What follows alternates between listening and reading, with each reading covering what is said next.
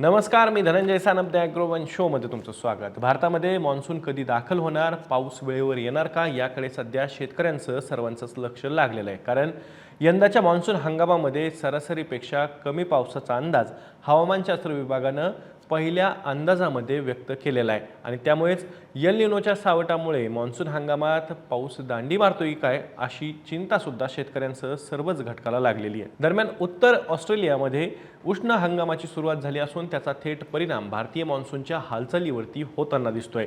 हवामान तज्ज्ञांच्या मते मान्सून आता भारतीय उपखंडाच्या दिशेने सरकण्याच्या प्रक्रियेला वेग येतोय. नेमकं काय घडतंय हवामानात आणि भारतासाठी याचा अर्थ नेमका काय जाणून घेऊया आजच्या द ॲग्रोवन शोमधून. त्यामुळे तुम्ही व्हिडिओ शेवटपर्यंत नक्की बघा. तर उत्तर ऑस्ट्रेलियातील पावसाळा हंगाम अधिकृतरित्या संपल्याची घोषणा ऑस्ट्रेलियाच्या हवामान विभागानं गुरुवारी म्हणजेच 7 मे रोजी केली आहे.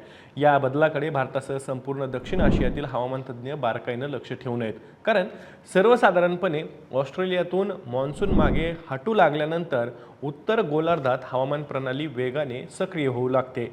याच प्रक्रियेमुळे भारतीय उपखंडाकडे मान्सून सरकण्यासाठी पोषक वातावरण तयार होत असतं. त्यामुळे यंदाही भारतात 1 जूनच्या आसपास नैऋत्य मोसमी वारे म्हणजेच मान्सून दाखल होण्यासाठी परिस्थिती अनुकूल होत असल्याचं मानलं जात आहे. सध्या हवामान तज्ज्ञांचं विशेष लक्ष हिंदी महासागराच्या विषुववृत्तीय भागाकडे, कारण या भागात मान्सूनची प्रारंभिक चिन्ह सध्या दिसू लागली आहेत. विशेषतः आंतर उष्णकटिबंधीय अभिसरण क्षेत्र म्हणजेच ज्याला इंग्रजीमध्ये इंटर ट्रॉपिकल कन्व्हर्जन्स झोन किंवा ITCZ हा म्हटलं जातं, हा कमी दाबाचा पट्टा आता उत्तर गोलार्धाच्या दिशेने सरकताना दिसतोय. हा पट्टा सूर्याच्या स्थान बदलानुसार बदलत असतो आणि जगभरातील मान्सून प्रणालींच्या हालचालींना दिशा देण्याचं महत्त्वाचं काम सुद्धा करत असतो. सध्या हा पट्टा मालदीवची राजधानी मालेच्या उत्तरेपासून दक्षिण श्रीलंका आणि अंदमान निकोबार बेटांपर्यंत विस्तारलेला आहे. त्यामुळे हवामान तज्ज्ञांच्या मते हा बदल म्हणजे मान्सून केरळ या भागामध्ये किंवा केरळच्या किनारपट्टीवरती पोहोचण्याआधीचा अत्यंत महत्त्वाचा टप्पा या प्रक्रियेला समजला जातो किंवा मानला जातो. दरम्यान IMDनं म्हणजेच भारतीय हवामानशास्त्र विभागानं पुढील 7 दिवसांसाठी दक्षिण भारतात जोरदार पावसाचा अंदाज व्यक्त केलेला आहे.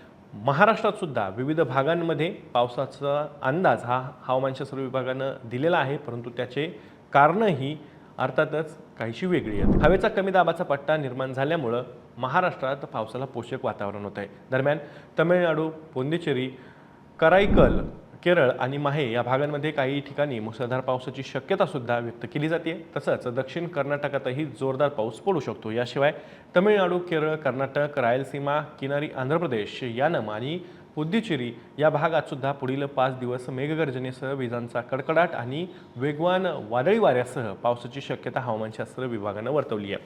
लक्षद्वीपमध्येही शनिवार आणि रविवारी असाच वातावरणीय बदल अनुभवायला मिळू शकतो. तर राज्यातही म्हणजेच महाराष्ट्रातही पावसाला पोषक स्थिती निर्माण झालेली आहे. आता एकीकडे दक्षिण भारतात पावसाची शक्यता वाढत असताना दुसरीकडे उत्तर पश्चिम आणि पूर्व भारतात उष्णतेच्या लाटांचा इशारा सुद्धा देण्यात आलेला आहे. या भागांमध्ये तापमान वाढीसोबतच मेघगर्जना, विजांचा कडकडाट आणि काही ठिकाणी गारपीट होण्याची शक्यता हवामानशास्त्र विभागानं त्यांच्या अंदाजामध्ये व्यक्त केलेली आहे. त्यामुळे देशभरात बदलत्या हवामानाचं चित्र पाहायला सध्या मिळतंय. आता मान्सूनच्या मुसंडीमागं म्हणजेच मान्सून ज्या घटकांनी प्रभावित होतो, ज्या घटकांनी पुढे यायला लागतो, ती नेमकी कारणं कोणती आहेत किंवा त्यासाठी कोणते बदल कारणीभूत ठरतात ते थोडक्यात आपण समजून घेऊया.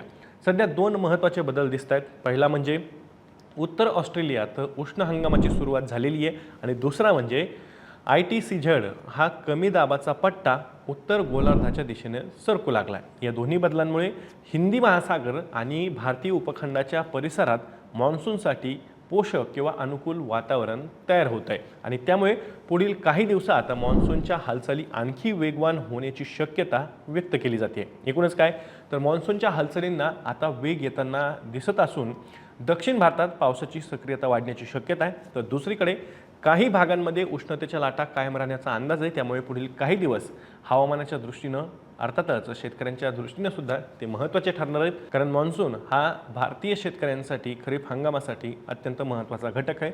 मान्सून हंगामात पाऊस चांगला झाला तरच शेतकऱ्याचं जे वर्षभराचं आर्थिक चक्र असतं ते सुरळीत चालू शकतं. अर्थात खरीप आणि त्यानंतर रब्बी हे दोन्ही हंगाम मान्सूनच्या पावसावरती अवलंबून असतात आणि त्यामुळेच शेतकऱ्यांचं या मान्सूनच्या आगमनाकडे मोठ्या प्रमाणात लक्ष हे लागलेलं असतं. आता याबद्दल तुम्हाला काय वाटतंय? मान्सून यंदा केरळमध्ये म्हणजे भारताच्या भूमीमध्ये कधी येईल? तुमची प्रतिक्रिया काय आहे? कमेंटमध्ये नक्की सांगा. मी या माहितीसोबत तुर्तास इथेच थांबतोय. मी दररोज संध्याकाळी 6 वाजता ॲग्रोवनच्या यूट्यूब चॅनलवर शेती आणि शेतकऱ्यांच्या हिताचे मुद्दे घेऊन येत असतो. त्यामुळे तुम्ही अजूनही ॲग्रोवनच्या यूट्यूब चॅनलला सबस्क्राईब केलं नसेल तर लगेच सबस्क्राईब करा. व्हिडिओ जास्तीत जास्त शेतकऱ्यांपर्यंत पाठवण्यासाठी व्हिडिओला लाईक आणि शेअर नक्की करा. आपण पुन्हा भेटू. तर तुम्ही तुमची आणि तुमच्या जवळच्या माणसांची काळजी घ्या.